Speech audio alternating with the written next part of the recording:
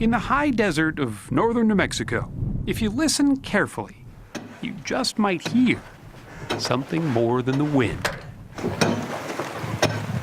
It's the underground sound of a man obsessed. His name is Rob Paulette, who for the past 25 years, with only his dog for company, has been scraping and shaping New Mexico's sandstone into man-made caves of art. Do you think you're obsessed with cave digging? Would you call a child being obsessed with play? You wouldn't use that word obsessed. You know, when you're doing something you love and are drawn to it, you want to do it all the time. So this is sort of the cave staircase, huh? Yeah. He calls them his wilderness shrines, massive in scale, poetic in their design.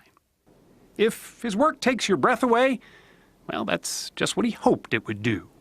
I see this as an environmental project. I'm trying to open up people's feelings. So you call this one what? I call this the tree of human kindness. This small opening pales in comparison to the cavern he's dug inside. How long did this take?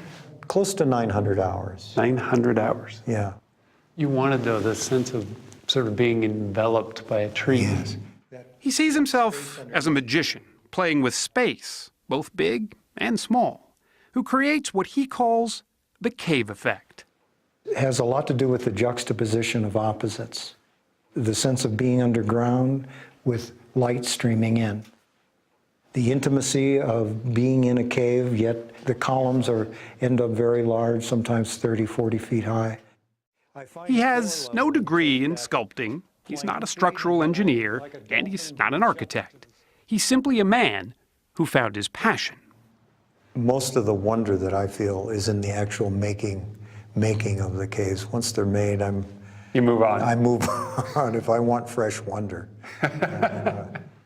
He's found that fresh wonder digging about a dozen caves so far, most commissioned by nearby residents who want a piece of livable art.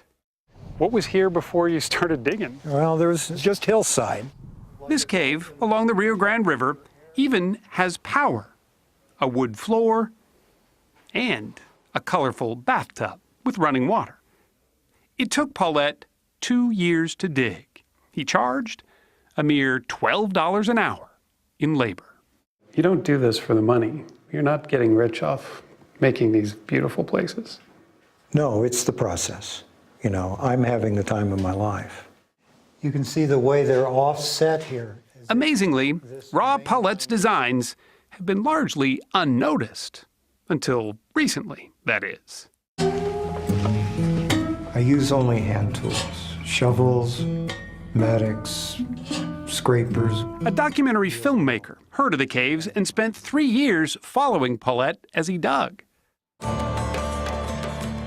The result was Cave Digger, a film so unique it was nominated for an Academy Award.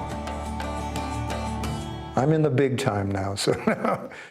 Suddenly, Rob Paulette was a caveman with a following. So I take it in your career as in real estate, you've never really had to sell caves before.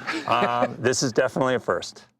Realtor Tom Abrams is now selling 2 of Paulette's caves, along with the 200 or so acres around them, for close to $1 million. But Paulette won't see any of that money. It all goes to the seller. Does it ever get lonely up here, doing all this work? You know, I'm never lonely. He agreed to show us his latest project. This is the largest thing I've ever done. He calls it his magnum opus. I'm taking all the things that I've learned in all the other caves over the years and finally getting an opportunity to experiment with gilding the lily.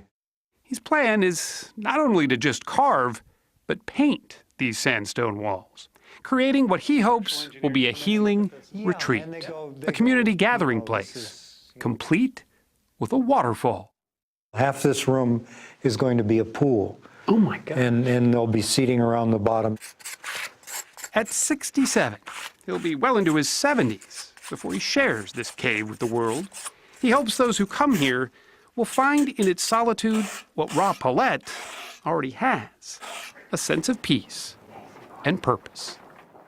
If there was one simple thing you wanted people to take away from being in one of your caves, what would it be?